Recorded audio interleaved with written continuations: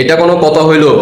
জামাতের আমির ডক্টর শফিক জামাতের রাজাকার জিন্নাতের বংশের সন্তানের সাথে দেখা করতে আসছে আমাদের এক নারী আফু, আর ওইখান দিয়ে মামুনুল হক মামুন সহ ওই আফুর গায়ের উপরে টাচ করে।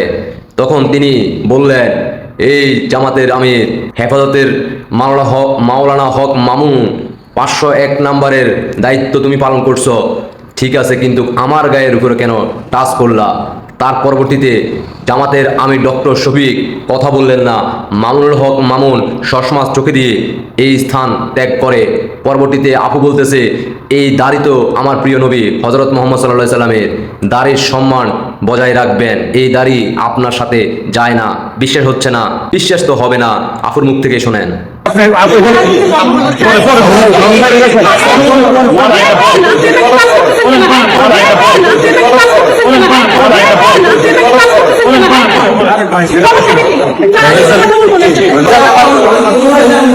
এই যে হ্যালো, শয়তানি করলেন, এই দাড়ি শয়তানের কাছে লাগবে না। শয়তান আল্লাহ রাসূলের সুন্নতের অনুযায়ী করেন।